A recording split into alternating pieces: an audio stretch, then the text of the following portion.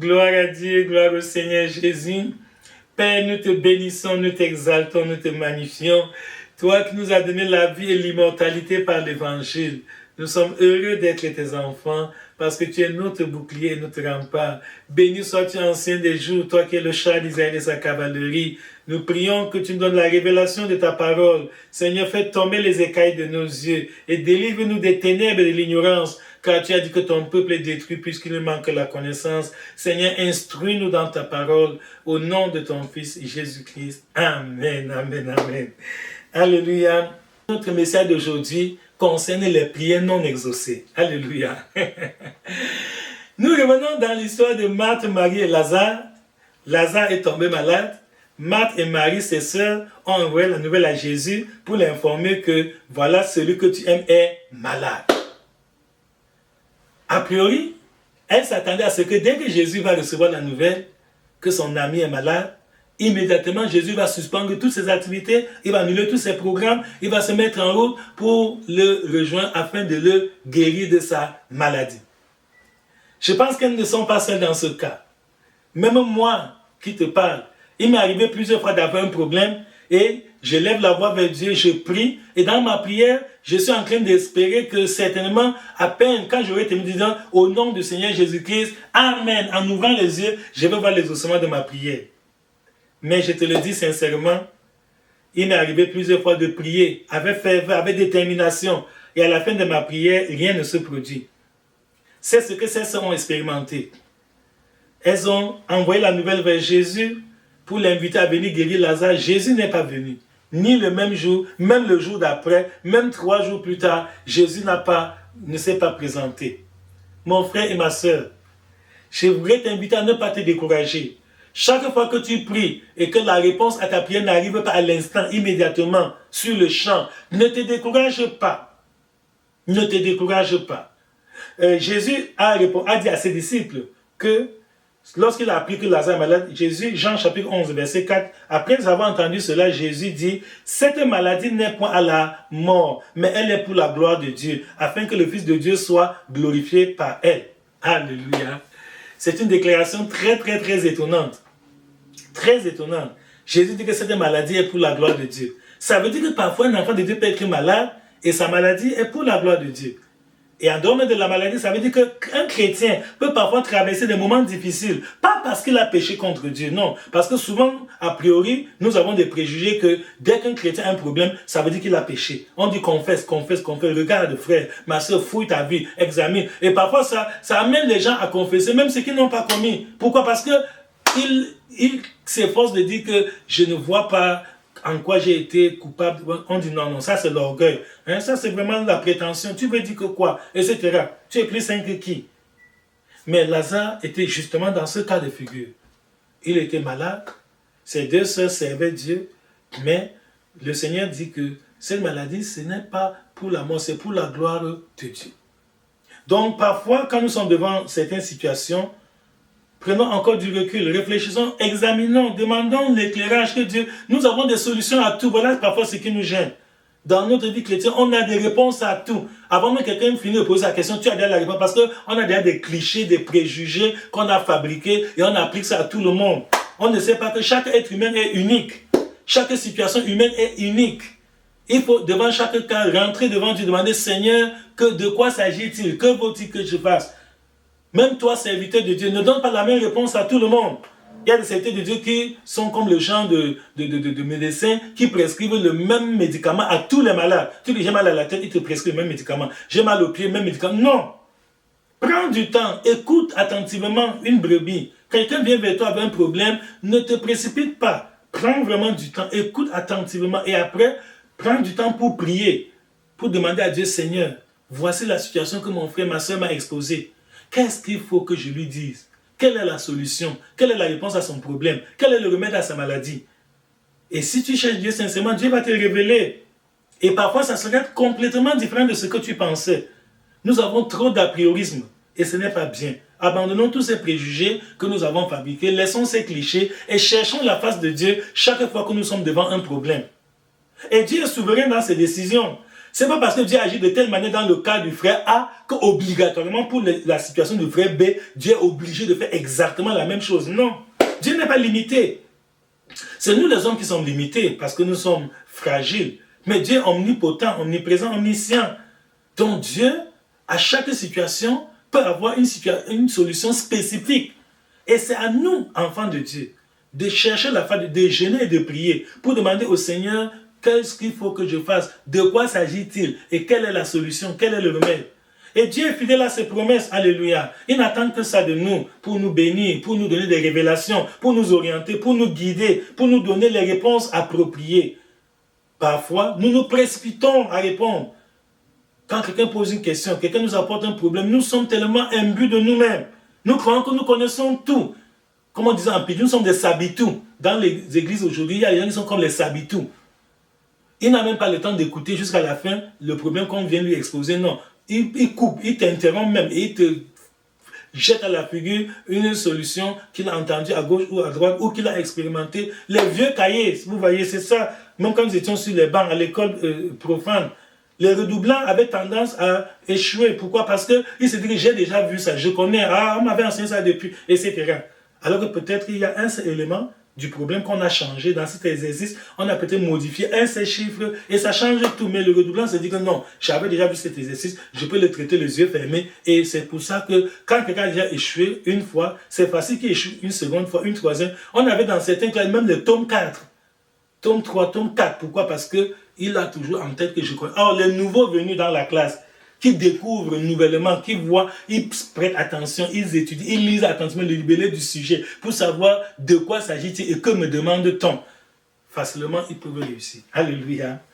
Donc, le Seigneur Jésus a dit que cette maladie n'est pas pour la mort, c'est pour la gloire de Dieu. Ça veut dire que certaines situations peuvent arriver à un enfant de Dieu pour la gloire de Dieu. Je le dis à toi, chrétien, qui a battu, tu es découragé, tu te dis que Dieu m'a abandonné, Dieu m'a trahi, Dieu m'a déçu. Pourquoi vraiment Dieu laisse que ceci m'arrive? Alors que Dieu voit mes petits efforts, je persévère, j'essaie Dieu, je m'efforce de me préserver des souillures du monde. J'essaie de me sanctifier vraiment autant que je peux, mais malgré ça, Dieu a laissé que je perde mon travail, Dieu a laissé que j'échoue à mon examen, Dieu a laissé que je tombe malade, Dieu a laissé que j'ai ceci et cela. Non!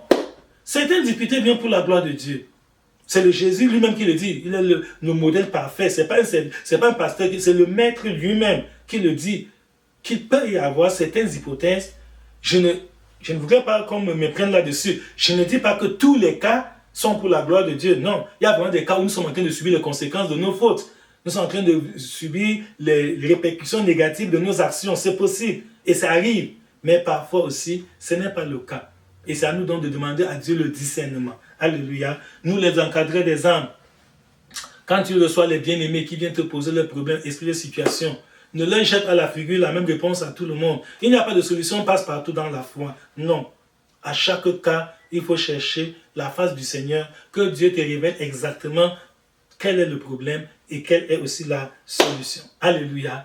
Quand je me réfère à l'histoire de Joseph en Égypte, je me rends compte qu'il y a beaucoup de choses qui sont arrivées à Joseph et qu'avec les préjugés actuels, beaucoup lui ont dit ça t'est arrivé parce que tu es dans le péché, tu es dans la souillure, tu as perdu la foi, tu as rétrogradé, tu as abandonné la foi. Et pourtant, c'est avec le recul aujourd'hui qu'on a déjà la totalité de l'histoire de Joseph que nous comprenons que certaines difficultés sont arrivées à Joseph pour la gloire de Dieu. Alléluia.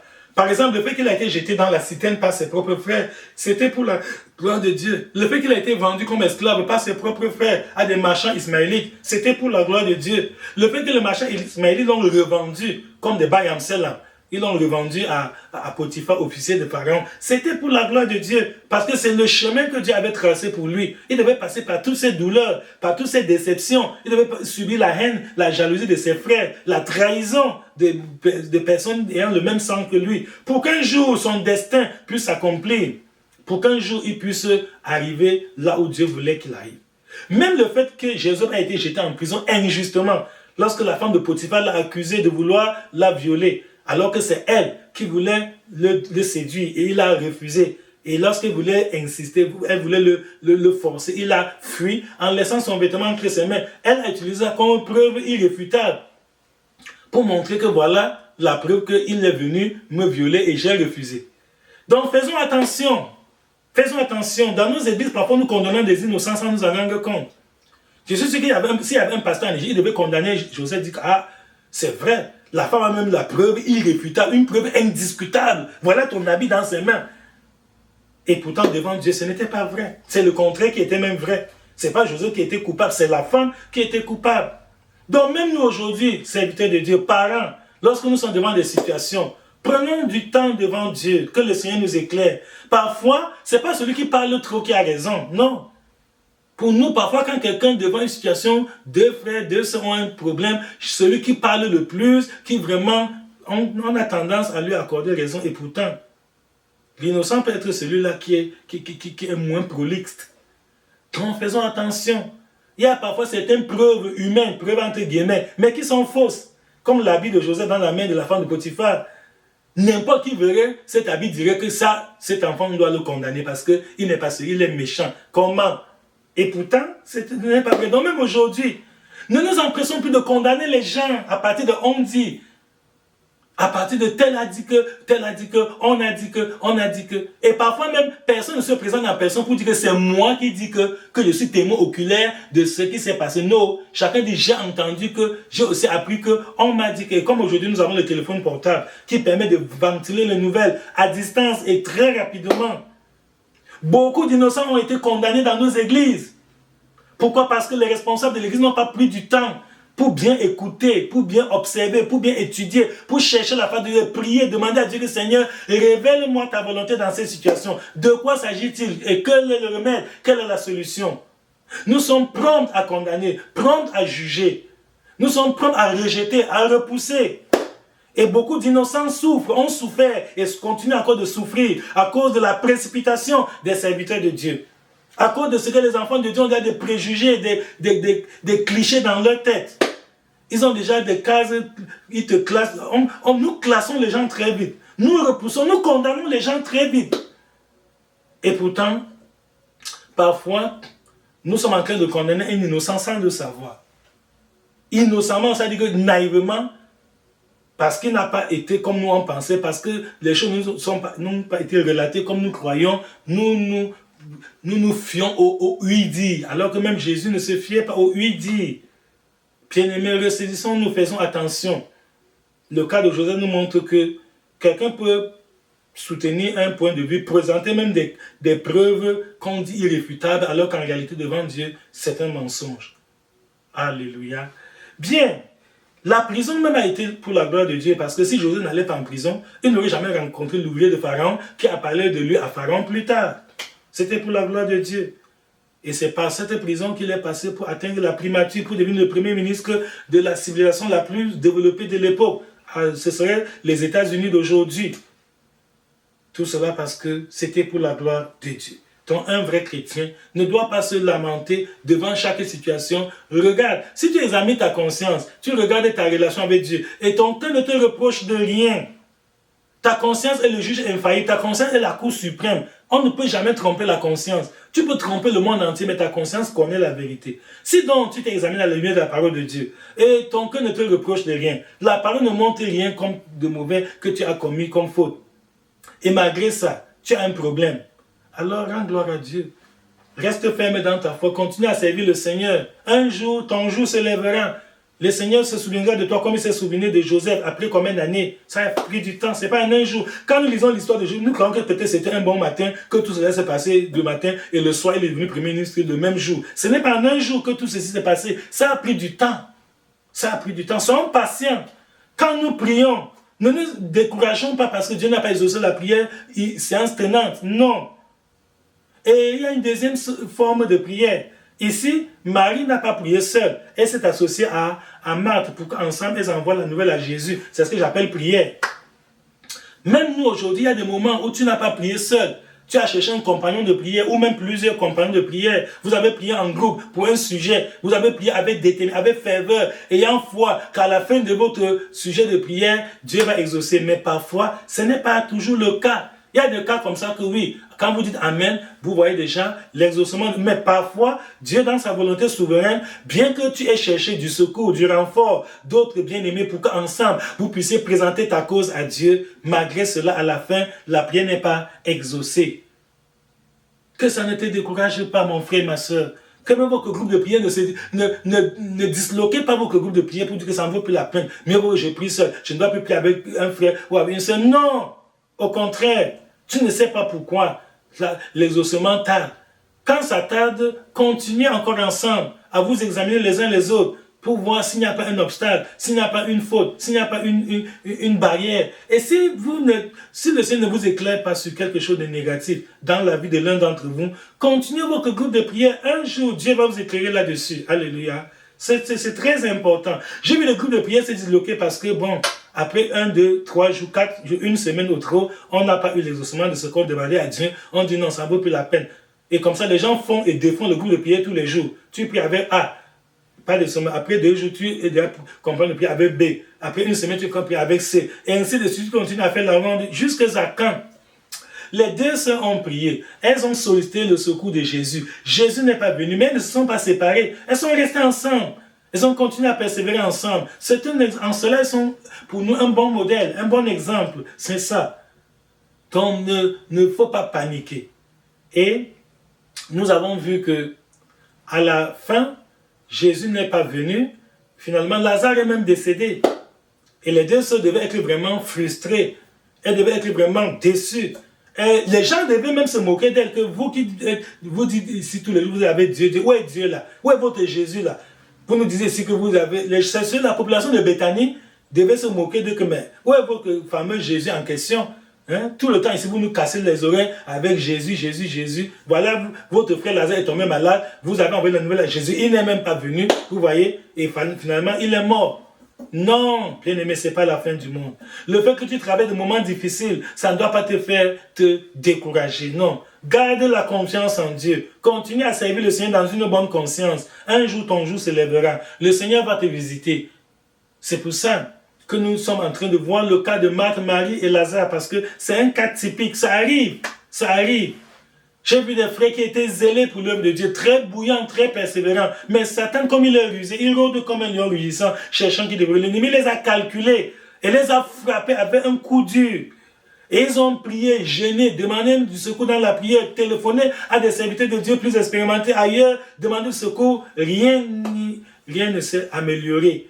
Et à partir de là, il perd son zèle, il perd l'ardeur qu'il avait pour la foi. Quand on parle de l'œuvre de Dieu maintenant, il ne s'intéresse plus beaucoup vraiment. Il trouve que Dieu l'a déçu. Non, Dieu ne déçoit jamais. Dieu ne déçoit jamais. C'est nous qui ne comprenons pas les voies de Dieu. Les voies de Dieu sont insondables. Alléluia. Donc, bien-aimés, soyons sages. Soyons sages, apprenons à rester calmes et à chercher les réponses. Quand nous ne comprenons, non, ce n'est pas que nous pouvons tout comprendre le même jour, non. Quand nous ne comprenons pas, prenons du temps devant Dieu pour qu'il nous aide. Alléluia. Quand Jésus est enfin arrivé, je suis sûr que les gens se moquaient de Marthe et Marie qui n'est même pas venu à l'enterrement. Hein, que quand Lazare est mort, on croyait que Jésus pouvait venir même et le ressusciter. Puisqu'avant même ce cas de Lazare, il y a d'autres cas où Jésus a eu à ressusciter des morts. Maintenant, Lazare est déjà dans la tombe depuis 4 jours avant que Jésus n'arrive. Imaginez combien la persécution devait être grande. Imaginez comment les gens devaient les insulter, se moquer d'eux, les tourner en dérision. Et quand Jésus est arrivé, les deux sœurs ont dit à peu près exactement la même chose au début. Que Seigneur, si tu avais été ici, mon frère ne serait pas mort. Alléluia. C'est le point suivant dans notre méditation, l'impact désastreux des mauvais souvenirs. L'impact désastreux des mauvais souvenirs. Les mauvais souvenirs, le passé est comme une prison. Le passé est une prison. Le passé est déjà passé et tu ne peux plus modifier le passé. Donc au lieu de perdre le temps à ruminer le passé, à ressasser le passé, mieux vaut oublier le passé, comme l'apôtre Paul dit dans Philippiens 3:11, que oubliant ce qui est en arrière, je me porte vers l'avant pour essayer de saisir le prix de la vocation céleste de Dieu en Jésus-Christ. C'est très important. Beaucoup de chrétiens sont prisonniers de leur passé. Beaucoup de frères et sœurs n'arrivent pas à s'épanouir dans leur vie chrétienne parce qu'ils sont prisonniers de leur passé. Et le diable est expert en cette matière. Parfois, même quand tu veux oublier, l'ennemi te rappelle. Il peut utiliser la bouche de quelqu'un pour te dire, ah, tu te souviens, etc. Et c'est à toi de repousser ça pour dire que non, c'est passé, je ne peux plus revenir là-dessus. Je m'occupe du présent et je prépare mon avenir. Voilà la bonne stratégie pour un vainqueur. Alléluia. Oui, occupe-toi du présent et prépare ton avenir. Laisse le passé. Tu ne peux plus rien modifier sur le passé. Le passé est irrémédiablement révolu. Tu as beau ressasser le passé, ruminer le passé, raconter le passé, ça ne changera rien. C'est passé, c'est passé. Donc, elles ont commis d'abord cette première partie de dire que Seigneur, si tu étais ici, mon frère ne serait pas mort. C'est ça. Si seulement beaucoup aiment ça. Et parfois, nous, dans notre ignorance, on croit que c'est une forme d'humilité.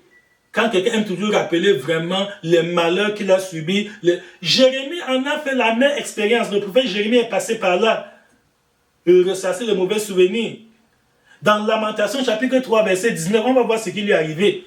Lorsqu'il aimait toujours revenir sur les mauvais souvenirs du passé. Lamentation, chapitre 3, verset 19 à 23, il est écrit: quand je pense à ma détresse et à ma misère, c'est Jérémie qui parle. Il dit, quand je pense à ma détresse et à ma misère, à l'absinthe et au poison, quand mon âme s'en souvient, elle est abattue dedans de moi. Vous voyez le résultat.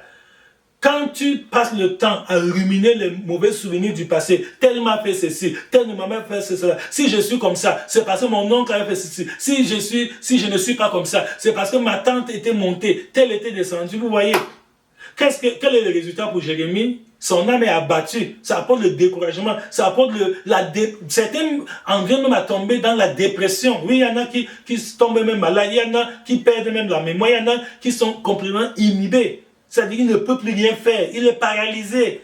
Il ne peut même plus bien réfléchir sur son avenir. Il ne peut même pas bien gérer les situations présentes qu'il traverse. Pourquoi? Parce que son âme, c'est pas bon de vivre dans le passé. Vis dans le présent et prépare ton avenir. Mais quand tu vis dans le passé, c'est un danger. Parce que le passé là ne reviendra plus. C'est une prison volontaire. Jérémie dit que quand il pensait à la détresse, sa misère, l'absence, le poison que les gens lui ont donné, c'est aussi ça. Beaucoup de gens sont gênés, paralysés parce que tout le temps, sa mémoire lui rappelle que tel m'avait fait ceci, tel m'a offensé, tel m'a fait du mal, etc. Parfois, la personne n'est même plus en vie. C'est quelqu'un qui est déjà même mort. On l'a enterré, oublié. Et tu es toujours là tous les jours à ressasser, à ruminer. Et pourtant, il n'est même plus là pour te demander pardon. Donc, si tu es sage, pardonne et oublie. Il faut pardonner même quand quelqu'un ne t'a pas demandé pardon. Parce que le pardon libère. C'est l'un des mêmes messages que le pardon libère. Quand tu pardonnes, tu te libères toi-même. Mais quand tu dis, je ne libérerai jamais ce que tel m'a fait, même si c'est comment, c'est sur mon cadavre qu'on va arranger cette affaire, tu fais du mal à toi-même parce que toi-même, tu ne pourras pas avancer. Il y a un adage qui dit qu'un garde prisonnier est en quelque sorte aussi un prisonnier. Oui, un garde prisonnier. Lorsque quelqu'un est là pour garder un prisonnier, pour que le prisonnier ne bouge pas, lui-même ne bouge pas. Pour maintenir le prisonnier sur place, toi-même, tu dois aussi rester sur place comme lui. Donc, ce n'est pas bon. Donc, Jérémie dit que mon âme est abattue. Pourquoi? Parce que je me suis mis à penser aux mauvaises choses. Mais, au verset 21, le prophète Jérémie s'est ressaisi. Il dit, voici ce que je veux repasser en mon cœur. Ce qui me donnera de l'espérance. Vous voyez? Il sait ce qui peut donner le découragement. Il sait ce qui peut aussi donner de l'espérance. C'est ça. Les mauvais souvenirs apportent le découragement, la dépression, le doute. Ça fait même que tu répètes certaines erreurs du passé. Mais, lorsque tu gardes confiance en Dieu, ça va te donner de l'espoir. Alléluia. Au verset 22, il dit, les bontés de l'Éternel ne sont pas épuisées. Ses compassions ne sont pas à leur terme. Elles se renouvellent chaque matin. Oh, que ta fidélité est grande. Alléluia. Je prie pour toi, mon frère et ma soeur, que le Seigneur te délivre de mauvais souvenirs. Parfois, tu as même raison. Ça veut dire que tu as été victime. On t'a fait du mal, c'est vrai. Mais pardonne, oublie et passe là-dessus. Et continue ton chemin avec Jésus. Ça ne t'aidera pas de rester là tous les jours à marquer le pas sur place, à ressasser, vraiment, tel m'avait fait ceci, tel m'avait, etc. Ça ne t'aide pas. Il y a des gens même dans l'ignorance qui te soutiennent là-dedans, qui t'aident toujours à ruminer le passé. Mais eux-mêmes, c'est dans leur manque de sagesse qu'ils sont en train de faire cela. Alléluia. Donc soyons sages. Ne perdons plus le temps sur ce qui est déjà passé.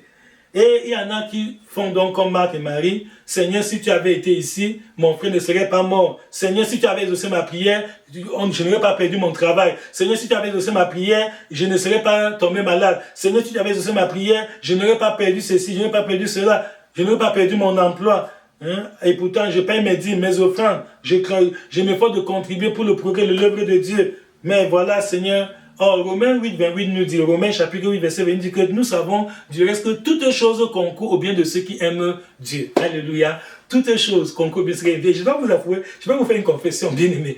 Quand je venais d'accepter le Seigneur Jésus comme mon Seigneur et Sauveur personnel, j'avais 14 ans à l'époque. J'étais élève au lycée polyvalent de Bonabéry, à Douala, au Cameroun. Quand je lisais ce verset, je comprenais ça très mal. Dans mon idée, Je croyais que la Bible dit que toute bonne chose concourt au bien de ceux qui aiment Dieu. Pourtant, ce n'est pas ce qui est écrit. Donc, faisons attention à la manière dont nous lisons souvent certains versets bibliques. Parfois, nous lisons certains versets bibliques avec déjà des clichés dans nos têtes. Et au lieu de lire exactement ce qui est écrit, nous lisons plutôt ce que nous-mêmes nous pensons. Donc, dans ma tête, je me disais que toute bonne chose concourt bien ceux qui aiment Dieu. C'est à un moment donné que j'ai encore prêté attention. J'ai lu, on dit toutes choses. On n'a pas dit toutes bonnes choses. Ça veut dire que même les mauvaises choses concourent au bien de celui qui aime Dieu, mais pas de tout le monde. Alléluia. La précision est très importante. Toutes les choses ne concourent pas au bien de tout le monde. Non. Toutes les choses concourent au bien uniquement de ceux qui aiment Dieu. Donc si tu aimes Dieu, ce qui est positif va concourir à ton bien. Ce qui est négatif va concourir à ton bien. Mais si tu n'aimes pas Dieu, alors là c'est autre chose. Le résultat sera complètement différent. Alléluia. C'est ça. Que veut dire aimer Dieu? Le Seigneur nous a expliqué ça dans Jean 14, 15. Jésus a dit, si vous m'aimez, gardez mes commandements. Donc, quels que soient les malheurs, les échecs, les défaites, les déceptions que tu as subies, si tu continues à aimer Dieu, si tu continues à garder le commandement de Dieu, un jour, Dieu va transformer tout cela pour ton bien. Alléluia. On a vu l'exemple dans le cas de Joseph, que Joseph a continué à se sanctifier malgré toutes les injustices dont il a été victime. Et finalement, ça a conclu à son bien. Mais si Joseph s'est découragé, il se fait dire, moi aussi, je veux me venger. Je ne peux plus supporter. Je ne peux plus encaisser. Tout le temps, c'est moi la victime. Non, j'ai aussi montré que moi aussi, cela n'aurait plus concouru à son bien. Donc voilà, toute chose concourt bien de ceux qui aiment Dieu. Alléluia. Cela nous amène au point suivant. Dieu a un livre de souvenirs. Il y a un livre de souvenirs devant Dieu. Il y a un livre de souvenirs. Chrétien, mon frère, ma soeur, serviteur de Dieu, sache qu'il y a un livre de souvenirs devant Dieu. Alléluia. Il y a un livre de souvenirs devant Dieu. Aucun bienfait n'est perdu. Tout le bien que tu fais depuis, et peut-être les gens sont ingrats. Les gens te disent même pas merci, ça te décourage. Tu te dégonfles, tu dis que ça ne vaut pas la peine. Mieux vaut que vraiment je sois indifférent. Non, non, non. Il y a un livre de souvenirs devant Dieu. Dans Malachie, chapitre 3, verset 16, Malachie, chapitre 3, verset 16, il est écrit, « Alors, ceux qui craignaient l'Éternel se parlèrent l'un à l'autre. L'Éternel fut attentif et il écouta. Et un livre de souvenirs fut écrit devant lui, pour ceux qui craignent l'Éternel et qui honorent son nom. » Alléluia. Donc toi qui te sanctifies, toi qui fais le bien, toi qui persévères, toi qui gardes la crainte de Dieu, sache que toutes tes actions sont enregistrées. Alléluia. Toutes tes bonnes actions sont consignées dans ce livre qui est écrit devant Dieu. Pas devant un homme. Un homme peut oublier, non, mais c'est devant Dieu lui-même. Et un exemple biblique, c'est le cas de Mardoché, dans le livre de Esther, chapitre 6. Mardoché avait fait du bien. Il avait intervenu lorsque deux personnes voulaient faire un coup d'État, tuer le roi. Et le coup d'État a échoué à avorter. Mais on n'a rien fait de Mardoché. On ne l'a pas récompensé, on l'a oublié. Mais un jour, quand le roi voulait dormir, il a eu de l'insomnie. Finalement, il a demandé qu'on lui apporte le livre des Annales. Et il a consulté les livres, il s'est souvenu que Mardoché lui avait sauvé la vie. Il a demandé, mais qu'est-ce qu'on a fait comme bien, comme récompense à cet homme? On n'a dit rien. Et il a donc tout fait pour récompenser Mardoché. Donc toi aussi, mon frère et ma soeur, toi qui fais le bien, parfois tu fais le bien, on met le nom d'une autre personne sur ça. On dit que non, c'est elle qui a fait. Alors que c'est toi qui t'es sacrifié. Tu t'as pris de la peine. Tu as dépensé ton argent, ton temps, tes énergies, tout, pour faire quelque chose. Et après, comme les hommes sont ce qu'ils sont, quelqu'un vient dire que c'est lui. Et on accepte. Le diable connaît changer le blanc en noir et le noir en blanc. Ce n'est pas nouveau. Alors ne te décourage pas. Dieu est le juste juge. Les hommes peuvent te juger mal. Les gens peuvent te condamner, alors que devant Dieu, Dieu ne te condamne pas. Donc, quand le roi s'est souvenu de cela, il a aidé Mardoché et Mardoché a pu jouir de la récompense du bien qu'il avait fait. Donc, le bienfait n'est jamais perdu. Hébreu 11 nous dit que Dieu est le rémunérateur de ceux qui le cherchent. Alléluia. Dieu est le rémunérateur. Toi qui fais le bien, n'attends pas la rémunération des hommes. Si tu fais le bien en attendant que les hommes te récompensent, parfois ça peut marcher, mais parfois ça ne marche pas. Et la plupart des cas même, ça ne marche pas pour te dire vrai. Si tu veux voir seulement que les hommes soient reconnaissants, tu vas te décourager.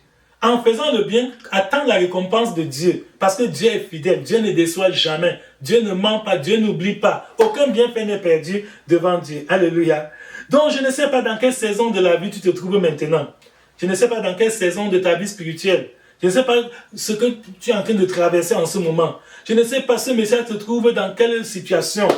Je ne sais pas. Quel que soit le cas, ne te décourage pas. Garde confiance en Dieu. Le Seigneur prendra soin de toi. Alléluia. Que Dieu reste en ta détresse, le rocher de ton secours, immuable est sa promesse, crois encore, crois toujours.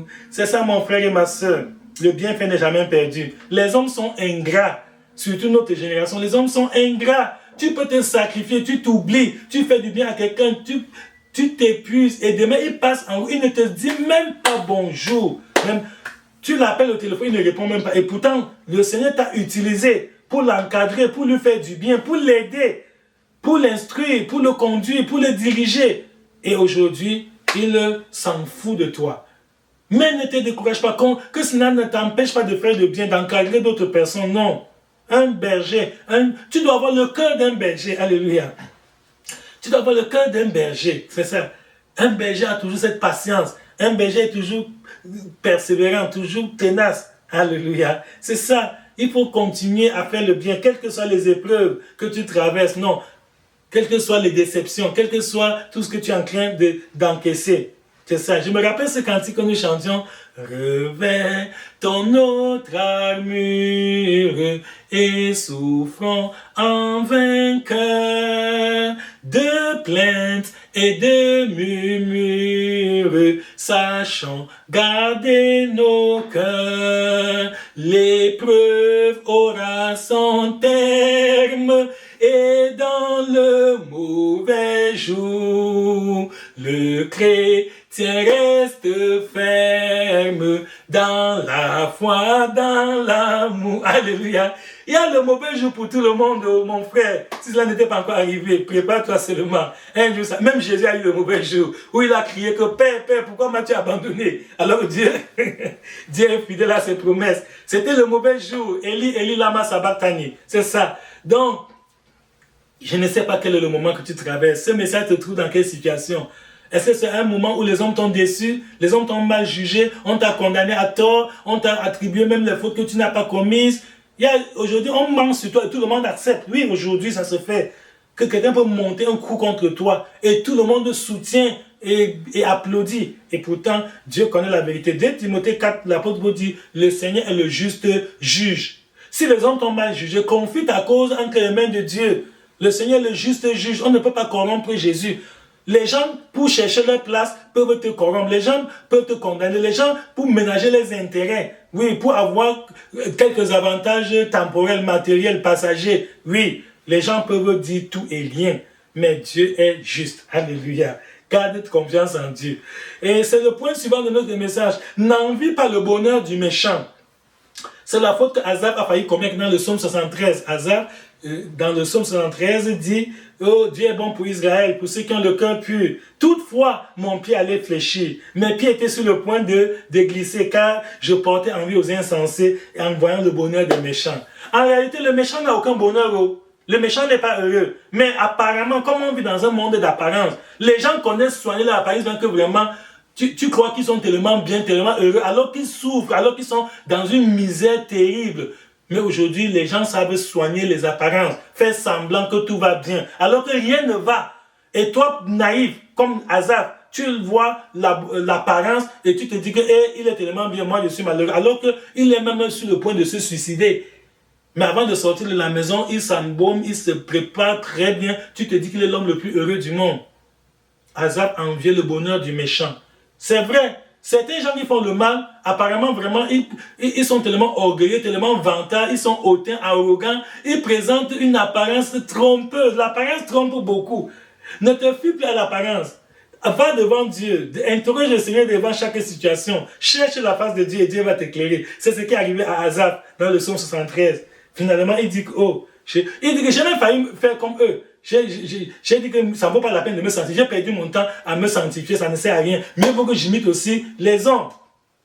Non, le Seigneur a intervenu pour Asaph et Dieu l'a éclairé. Il dit, j'ai pénétré dans les profondeurs, dans les sanctuaires de Dieu et j'ai vu comment le sort final des méchants. Alléluia. Au lieu d'envier le bonheur du méchant, prends garde, sois attentif au sort final du méchant. C'est très important. Ne te laisse pas tromper par le bonheur du méchant, entre guillemets. prends soin de bien observer le sort final du méchant. Comment va finir sa vie? Comment va se terminer son existence? C'est là que tu verras que le bonheur n'a aucun, le méchant n'a aucun bonheur. Alléluia. Bien. Revenons sur Marthe et Marie. Elle disait, si tu avais été là. Mais ce qui est bien, c'est que Marthe s'est ressaisie. Elle a dit la même chose que sa sœur Marie, que si tu étais ici, mon frère ne serait pas mort. Ça, c'est le souvenir du passé, les mauvais souvenirs qui apportent le découragement et tout le reste. Mais après, elle s'est ressaisie. Au verset 22, elle a dit quelque chose de très important. Elle dit, mais même maintenant, je sais que tout ce que tu demanderas à Dieu, il te l'accordera. Alléluia. C'est le thème de notre message. Mais même maintenant. C'est vrai, le passé a été mauvais. Le passé a été négatif. J'ai eu des échecs, j'ai eu des maladies, j'ai eu des tourments, j'ai eu des problèmes, j'ai eu beaucoup de difficultés, des déceptions, tout le reste. Mais il n'est pas tard. Avec Dieu, il n'est jamais trop tard. Alléluia. Avec Dieu, il y a encore de l'espoir. Tant que tu vis, Dieu peut encore transformer ta situation. Dieu peut encore changer ta vie. Dieu peut encore te bénir. Dieu peut te visiter. Donc, enfant de Dieu, ne te décourage pas. Si même tous les hommes t'ont tourné le dos, les gens parlent mal de toi, les gens te calomnient, les gens te critiquent à tort, les gens font tout ce qu'ils font, tous les jugements contre toi, garde confiance en Dieu. Car même maintenant que tout le monde t'a abandonné, Dieu peut encore faire un miracle pour toi. Même maintenant que les gens te calomnient, Dieu peut encore te secourir. Même maintenant que ta situation paraît désastreuse, perdue, complètement terminée. Non, Dieu a encore le dernier mot. Dieu peut t'ouvrir un chemin là où il n'y avait pas de chemin. Alléluia. Le mot impossible n'existe pas dans le vocabulaire de Dieu. C'est nous les hommes qui avons inventé le mot impossible. Pour Dieu, rien n'est impossible. Parce que l'ange a dit à Marie que rien n'est impossible à Dieu. Et Marthe a confessé en disant que c'est vrai que mon frère est déjà même mort, il est enterré depuis 4 jours, mais même maintenant, ce que tu demanderas à Dieu, j'ai foi que Dieu te l'accordera. Donc, le timing de Dieu est le meilleur, le temps de Dieu est le meilleur. Mon frère, le temps de Dieu parfois ne correspond pas à notre temps, à nous les hommes. Nous les hommes, on a nos programmes, on a nos agendas, on a nos emplois du temps, on a déjà tous nos rendez-vous bien fixés, on a déjà toutes nos étapes, on a déjà fait un chronogramme, on espère qu'à telle date il y aura ceci, telle date il y aura cela. Mais parfois, ce n'est pas le calendrier de Dieu. Heureux est celui dont le calendrier concorde au calendrier de Dieu. Et lorsque ce n'est pas le cas, sois sage, sois humble, peu importe ce que tu as perdu, peu importe ce que tu as subi, peu importe ce que tu n'as pas eu, peu importe ce que tu as eu, le Seigneur est fidèle à ses promesses. Mais même maintenant, mon frère et ma soeur, c'est un message d'espoir que je t'apporte ce matin. Que même maintenant que ton fiancé t'a déçu et il est parti chercher, épouser une autre fiancée, il n'est pas tard. Qui sait si Dieu a vu que ce n'est pas vraiment l'homme de ta vie, que ce n'est pas celui-là qui pouvait vraiment te rendre heureuse. Et c'est pour ça que Dieu a laissé qu'il te quitte. Quelle que soit la manière avec laquelle ton fiancé t'a quitté. Non, garde compte. Même maintenant, Dieu va t'accorder un époux. Alléluia. Ou c'est la fiancée qui t'a aussi déçu. Et toi, l'homme, tu veux te suicider parce que tu as beaucoup dépensé sur cette fille. Tu as vraiment perdu tout ton argent. Maintenant, elle t'abandonne. Elle est avec un autre homme. Non. Même maintenant, Dieu peut encore te restaurer. Alléluia. Je ne sais pas si c'est de l'argent que tu as perdu. Même maintenant, Dieu peut te donner plus d'argent que ce que tu as perdu. Alléluia. Je ne sais pas si c'est les hommes qui t'ont abandonné. Même maintenant, Dieu peut te donner d'autres amis plus fidèles, plus utiles que ces amis qui t'ont abandonné. Même maintenant, où vraiment tu as perdu ton travail, Dieu va te donner un boulot meilleur que celui que tu as perdu. Alléluia. Même maintenant que tu n'as pas d'argent, Dieu va te bénir, Dieu va te remplir les poches, Dieu va te visiter, Dieu va te combler de biens et de ses faveurs au nom de Jésus. Même maintenant, où tu n'arrives pas à te faire comprendre, personne laisse entre les mains. Un jour, Dieu va changer le temps et les circonstances. Les événements vont être transformés et les gens comprennent, mais c'est toi qui avais raison. Quand en fait, ce que tu disais était vrai et que les autres étaient plutôt des menteurs. Donc même maintenant, ne te décourage pas mon frère, c'est une très bonne voie, c'est un meilleur, c'est une voie par excellence. Que même maintenant, Dieu n'a pas encore dit son dernier mot dans ta vie. Même maintenant, ton histoire ne s'est pas encore arrêtée. Même maintenant, le Seigneur a encore de grandes... Il a fait pour toi des projets de paix et de bonheur pour te donner un avenir de l'espérance. Même maintenant, Dieu va encore faire beaucoup de choses dans ta vie. Alléluia. Nous allons chanter un petit chœur avant de prier. Je reconnais que tu peux tout et que rien ne t'est impossible. Je reconnais que tu peux tout et ne t'est impossible. Seigneur, fais-moi voir ta gloire. Seigneur, fais-moi voir ta gloire. Seigneur, fais-moi voir ta gloire. Seigneur, fais-moi voir ta gloire. Ta gloire, mon Dieu, ta gloire. Seigneur, Seigneur, fais-moi voir ta gloire.